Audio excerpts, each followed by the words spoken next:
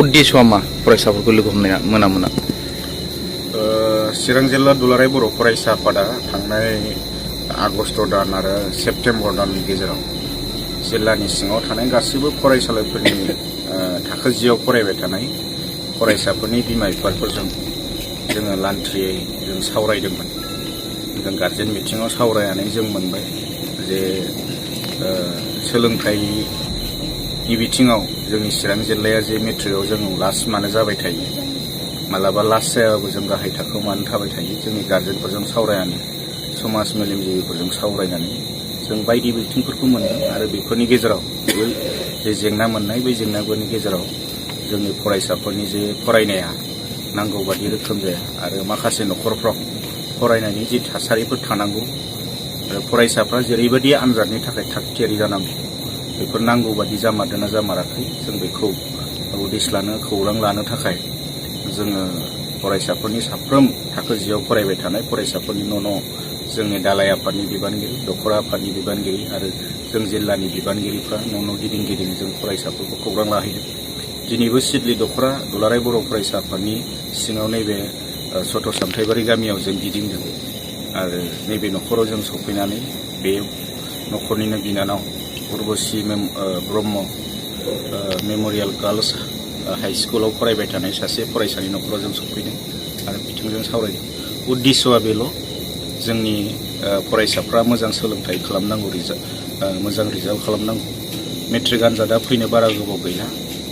जोङो बेखौनो मेट्रिक आनजादाव जाहाथे जोंनि फरायसाफ्रा मोजां रिजाल्ट खालामनो हायो, परिखानि खाथियाव नङा परिखानि सिगांनिफ्रायनो जाहाथे फरायनायफ्रा जोंनि फरायसाफोरनि फरायनायफ्रा थिग जायो बेखौ लानानै जों न' थांनानै गोबां जेंनाफोरजों जों मोगा मोगि जादों।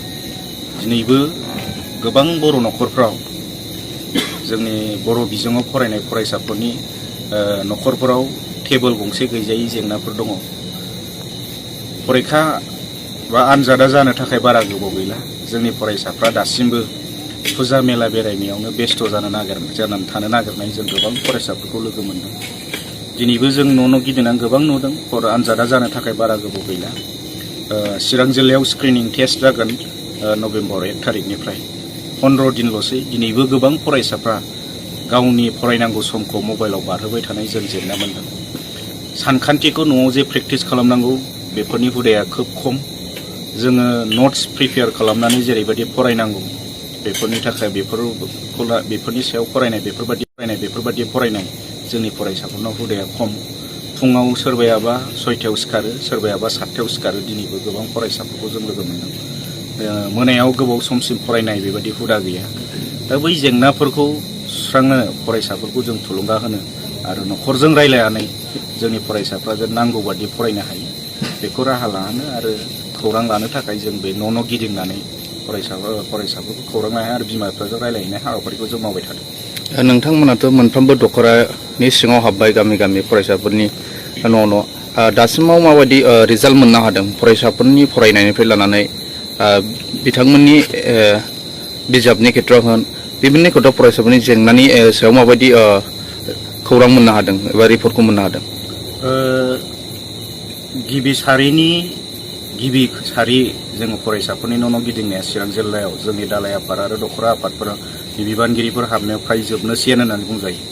आरो जों हाबखांनायनि उनाव जोंनि गार्जेनफ्रा जेरैबायदि जोंनो फिडबेक होदों, जे दिनाव जोङो फरायसाफोरनि न'खराव थांदों बिनि अखानायनिफ्राय फरायसाफोरनि फरायनायनि समा बांदों होननानै जोंनि गार्जेनफ्रा फिडबेक होदों।